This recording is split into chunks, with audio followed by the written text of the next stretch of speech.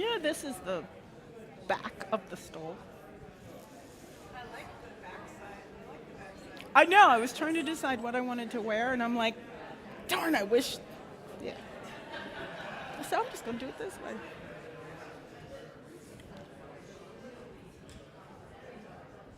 You ready? Okay. Good morning, everyone. You are a small but mighty crowd today. Woo-hoo! These are the real hardcore folks, huh? I like it. Well, welcome to the River Road Unitarian Universalist Congregation. I am Reverend Connie Simon, and I am honored to be your interim minister. If this is your first time here in person, maybe you're visiting someone or whatever, welcome. Please stop by the welcome table so that we can get to know you. And feel free to stay after for coffee hour. I realize we don't often say this to visitors, but if you don't know where coffee hour is, just follow the crowd down the hall around the corner, and you'll see our fellowship hall to the right. For those watching on YouTube, feel free to join in the chat. If you're watching this at a later date and you have questions, please visit our website to learn how to connect with us. Details for all of our programming and upcoming events can be found on our website at rruuc.org.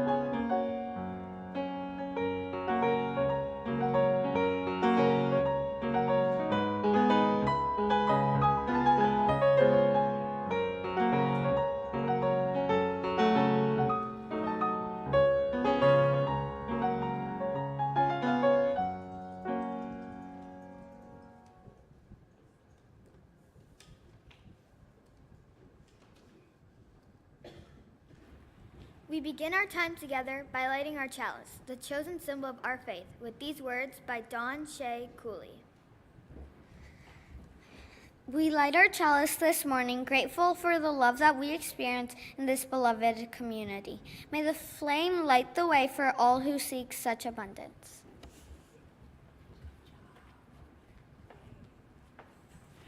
Please rise now in body or spirit as you are willing and able.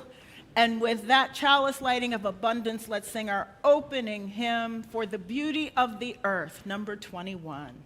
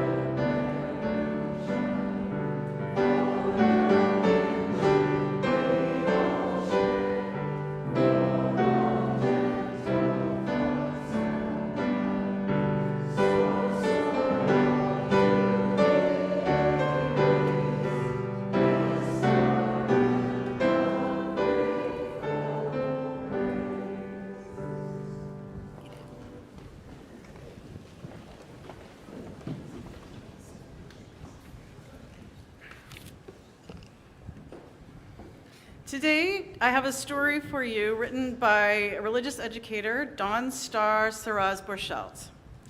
I'd like us to listen to this story today using a spiritual practice called sacred imagination. It's originally from St. Ignatius of Loyola. He used it to enhance the reading of scripture. In this practice, you put yourself into the story. What are the sounds, the sights, the smells, maybe the tastes even, that are in the story? You might even choose to hear the story from a particular person's point of view. Here we begin. Once upon a time, there was a family.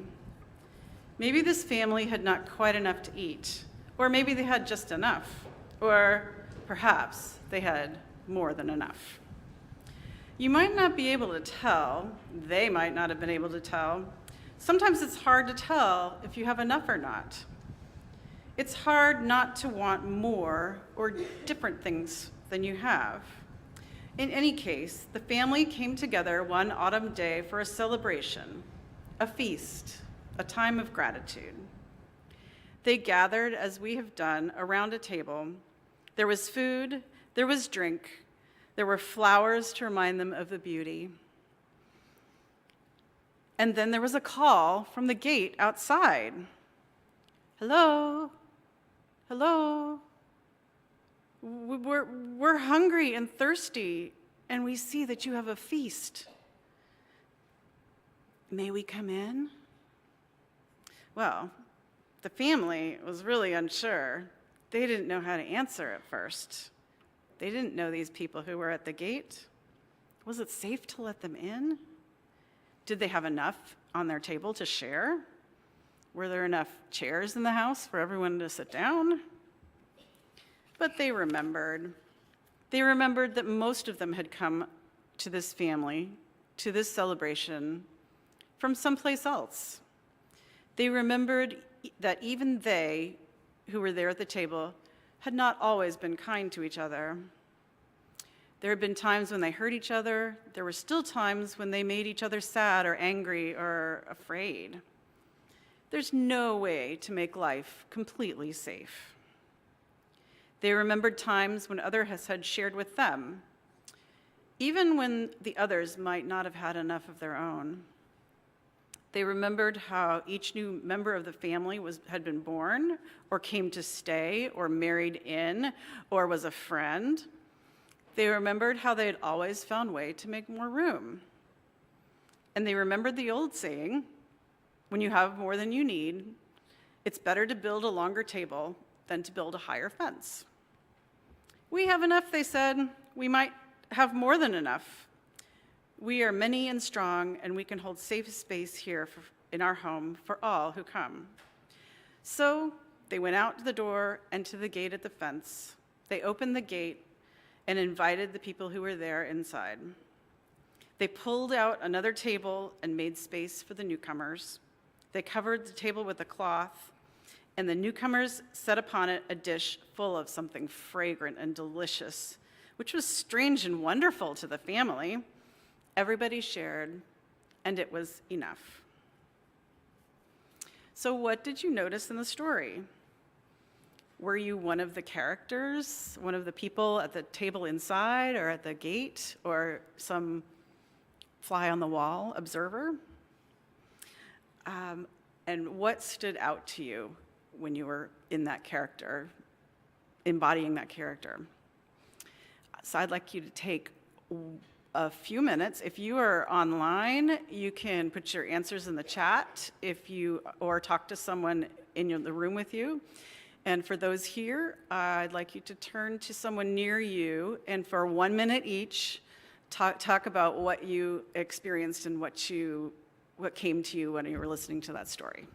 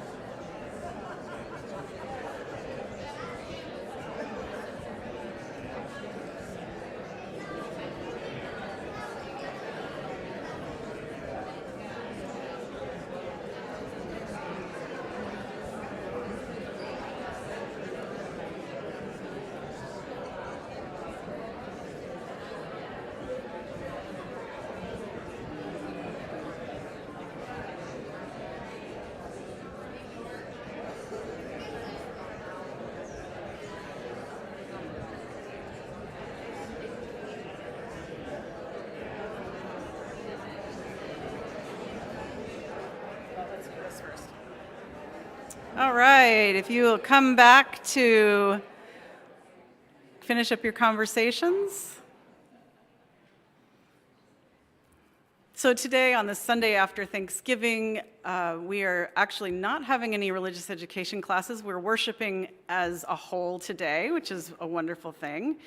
We do it at least once a month, which I'm very happy about too.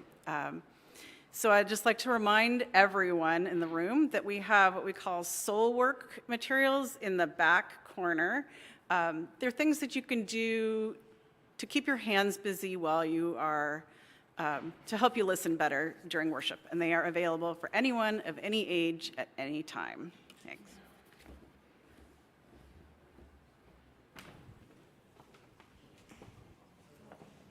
Where did you find yourself in that story? Were you the person inside the house? Were you the person outside wishing to come in?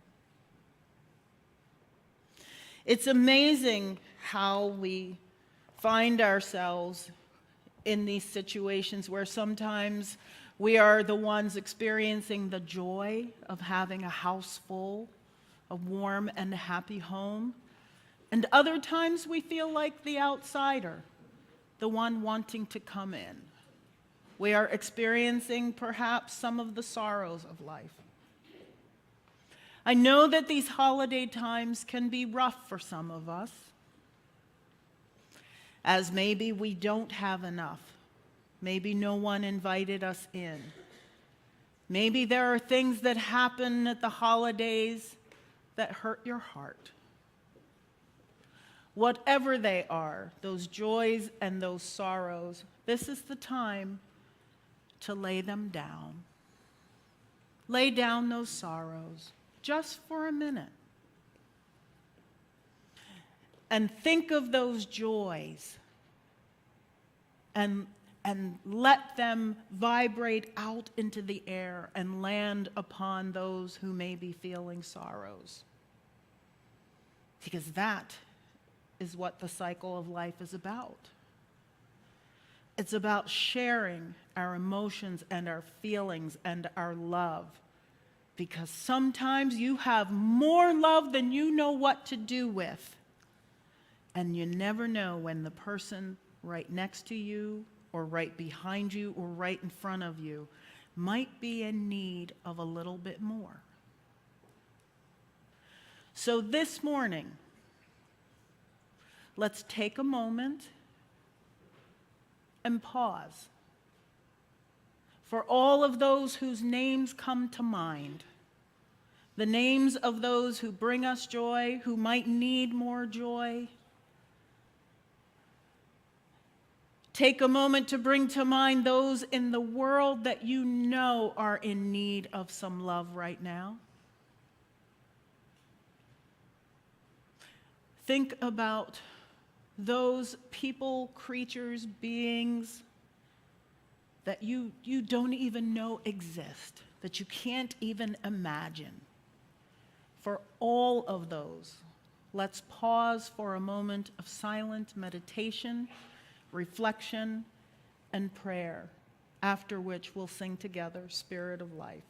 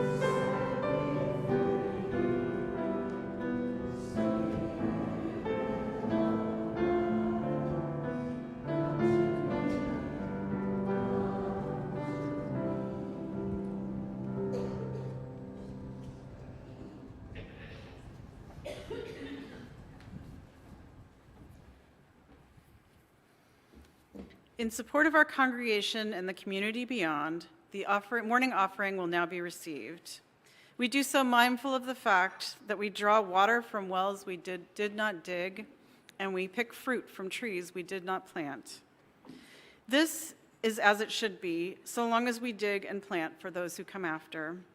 If this is your first time visiting, please feel free to let the plate go by. Your presence is your gift to us. You can learn more about our financial treasure. You can check out the website at www.rruc.org, and there you can find information about our vibrant programs and all the ways to connect with the mission and vision of this congregation. You can also text to give. The text to give number is 73256. Again, that's 73256. That's in the to who you're sending the message to, and the message should just say RRUUC. Send that, and you should get a link back that will allow you to donate from there. Thank you for sharing your time, your talents, and your treasure.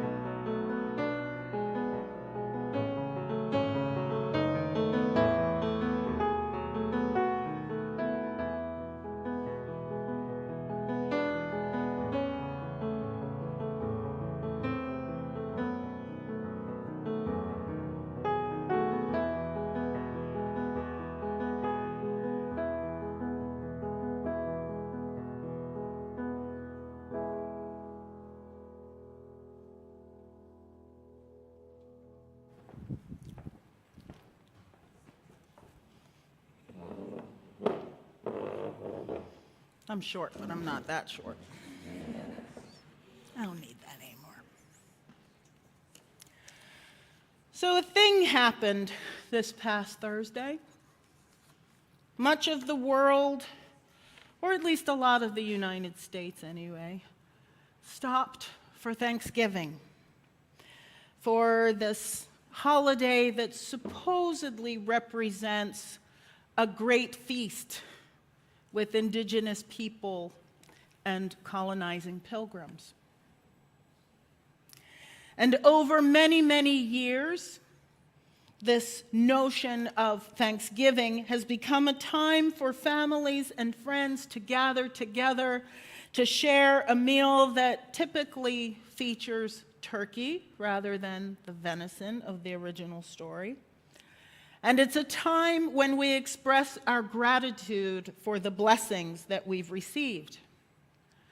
But I've been wondering, has Thanksgiving as a holiday begun to lose its meaning?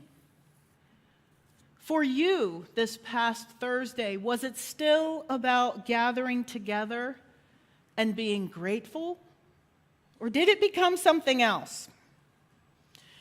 You know, I've been dealing with COVID recently, and I was sitting in the doctor's office waiting, and I don't know why they still have old magazines in this time of digital stuff, but I picked one up, and the front page was How to Survive Thanksgiving with Your Family.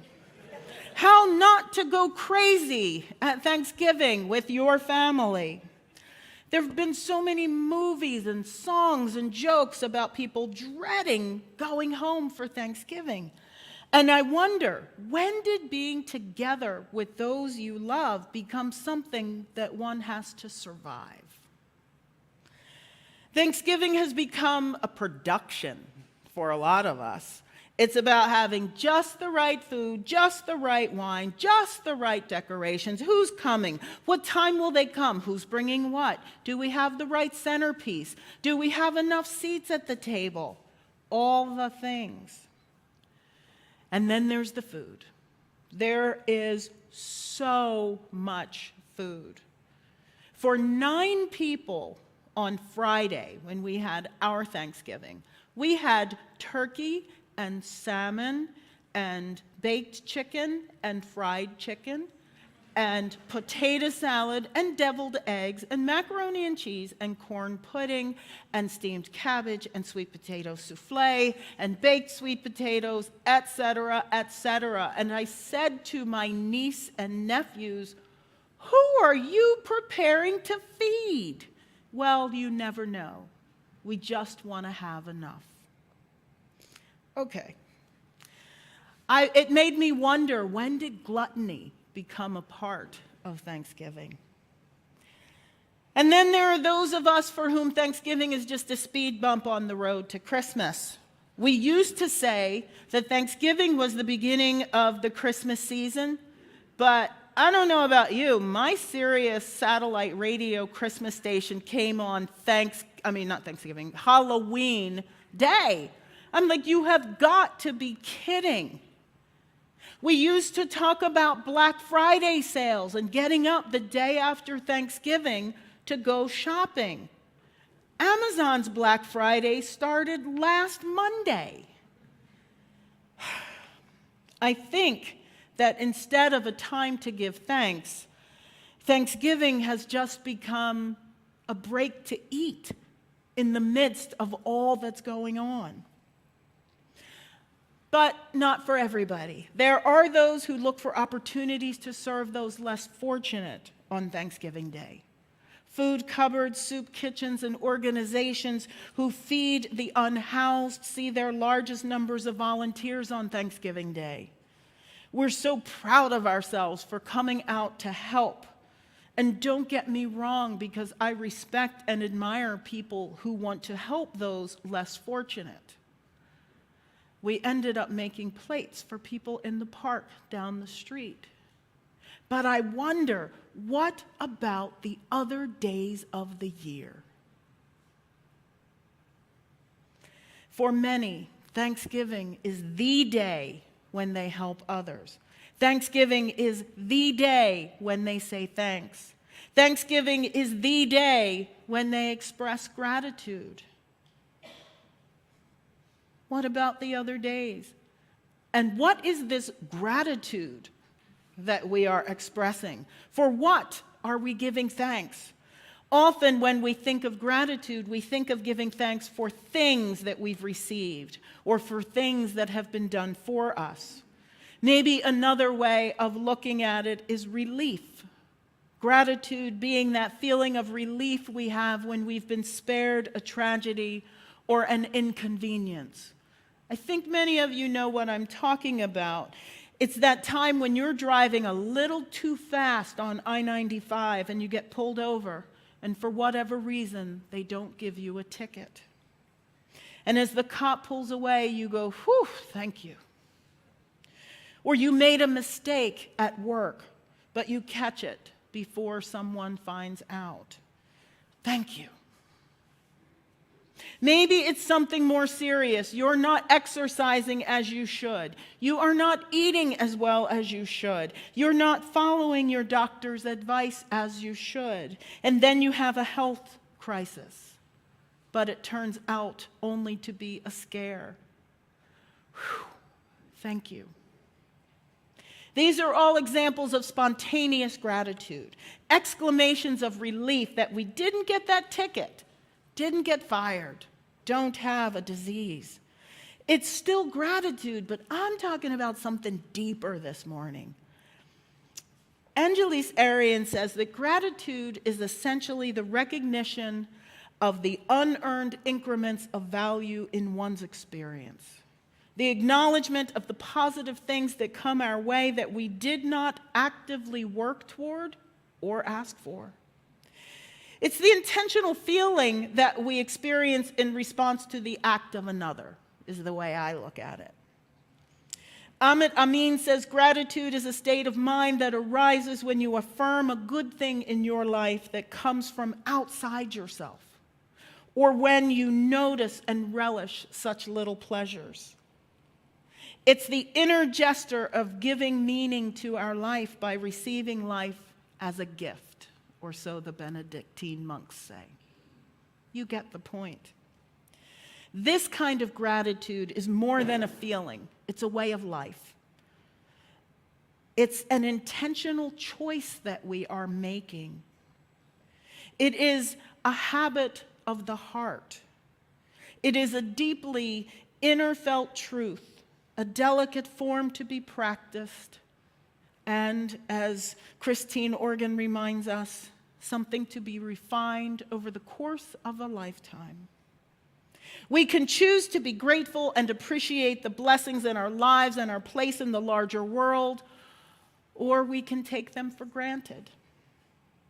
Referring back to Amin, they write, gratitude acknowledges connection, and perhaps for this reason, it is central to spiritual traditions nationwide, worldwide. When we contemplate our place in the intricate, interdependent network of life, we feel wonder and joy, and that realization moves us to express thanksgiving. And when we do, there's this kind of feeling that takes over our bodies. It's a kind of utter awe. Dr. Robert Emmons calls it indescribable and beyond expression, and feeling like being aligned with truth and the closest sense of who or what God is. Gratitude is seeing with your eyes all the way open. It is having far vision and close-up seeing at the same time. It's more than just being in the present moment. It's seeing without judgment. Gratitude is recognizing the wisdom of life as it is, and that it has an expansive, all-encompassing quality that is a powerful paradigm shifter. When we view life through a lens of gratitude, it means that we're seeing through the eyes of love, comprehending the wholeness and the perfection of life as it is. And there are so many benefits to living a life of gratitude. There are health benefits. We know that. It opens the door to more relationships. When you are giving off good energy, you're open to receiving good energy, right? People are drawn to you, and you are more likely to connect. You feel better physically when you live a life of gratitude. You're more likely to take care of yourself, to exercise, to see your doctor, and to follow the doctor's advice. Living a life of gratitude is more likely to improve your psychological health as well. Those who live in gratitude tend to be happier, just in general. It enhances your empathy and reduces aggression. You show more sensitivity toward others. You have a decreased desire for revenge and are less likely to retaliate when someone wrongs you. You are also less likely to point out all of the things that others are doing wrong. Rather, you look at them and think of the things they do right. Gratitude improves your sleep quality. It improves your self-esteem. It increases your mental strength.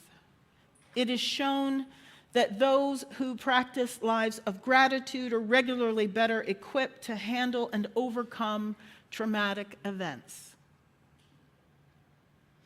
And I wonder, what is it that allows us to still be grateful in times such as these in this world? When we look around and think, oh my gosh, so much is going wrong. But these, my friends, are exactly the times when we must be grateful. When times are hard, gratitude can help get us through. When all seems lost, stop for a moment and look around you, wherever you are, and find one little thing that you can be grateful for. When it's raining outside and your roof is leaking and you have a bucket in the corner of the dining room to catch the drips because you can't get a roofer in until next week, be grateful that you have a dining room and that all you are dodging is a drip. You could be outside in the rain with no shelter. Be grateful for what you have. What about you? What are you grateful for? I'm grateful for every moment of life that I've been given and every breath that I take. I try my best not to take them for granted, although I'm human and sometimes I know I do. My mother used to recite a Persian proverb, I was upset because I had no shoes until I met the man who had no feet. It was a constant reminder to be grateful for what you have and to remember that there are so many others who have less. I'm going to invite all of you today to practice gratitude, to think about the things for which you are grateful. Maybe it's for this space. Maybe you are grateful for the person sitting next to you. Maybe you are grateful for the beautiful music that you heard this morning. Maybe you're grateful for the fact that it's December 1st and it's not snowing and the weather is beautiful. I think it's beautiful. Maybe you're grateful that you got enough sleep last night for the first time in a while, or that you will get sleep tonight. There's no right way or wrong way to express this gratitude. Simply saying thank you can be enough. Smiling, just acknowledging the thing. There's no right way, no wrong way. Just do what's right for you. And you don't have to wait until Thanksgiving to do it. We don't only buy presents for people on Christmas.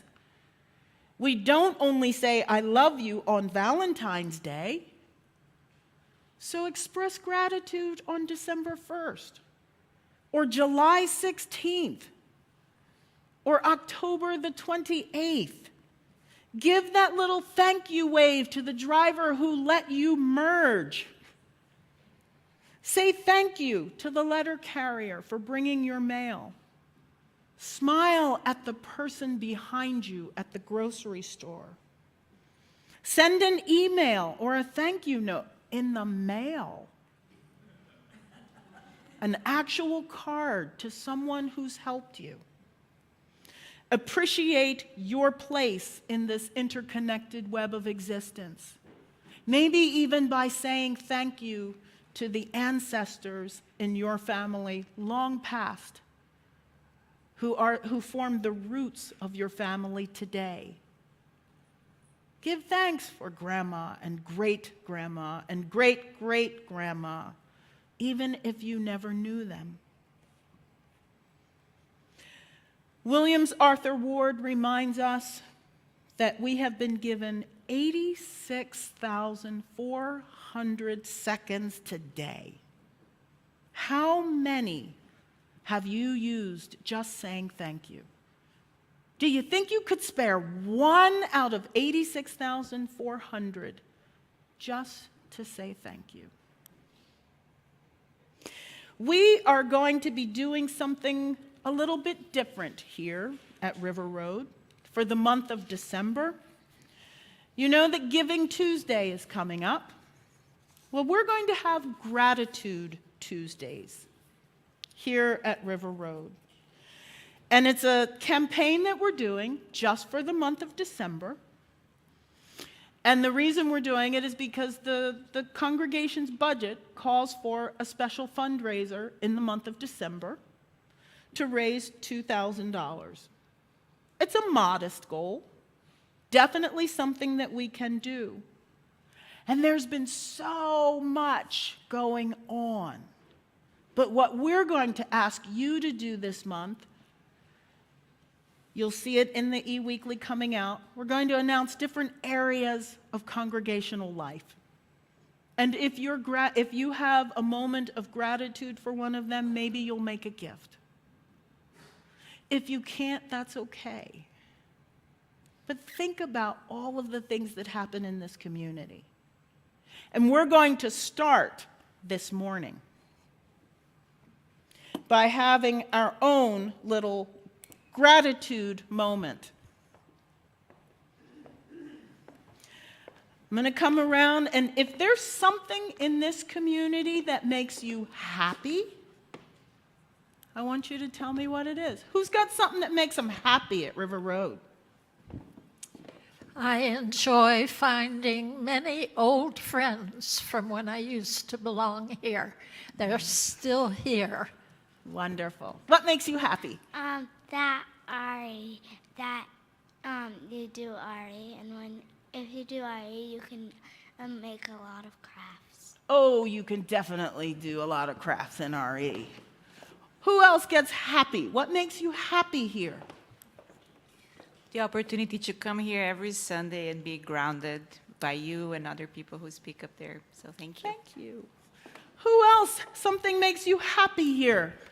The smiles of people when I'm around the neighborhood. Oh, yes, the smiles. Anybody else happy when they come here? I feel like Wayne Brady.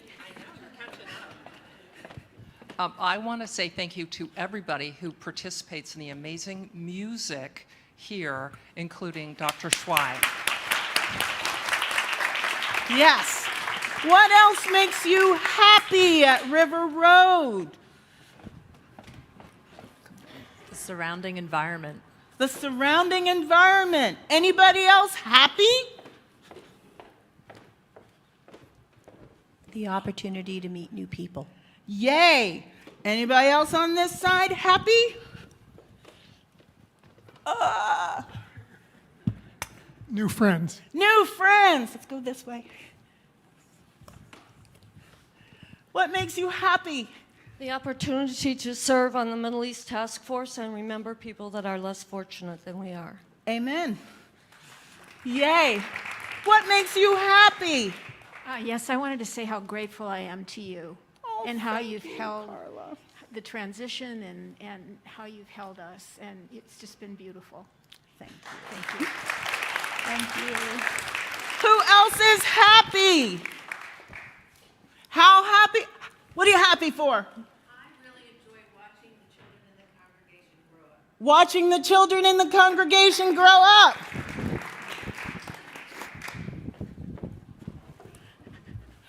I'm happy we have such amazing building staff that hold this place together. Woo, yay. Happy for staff. I'm happy for the opportunity to see members of my men's group who are often here on Sunday morning. One right over there, Jim Olson. Yay! It's a nice continual process. I love it. Anything else you're happy for? What do we do when we're happy? We sing. What else do we do when we're happy? We dance. Are you ready to sing and dance? Okay, for those of you on YouTube, I'm sorry that we can't broadcast this live.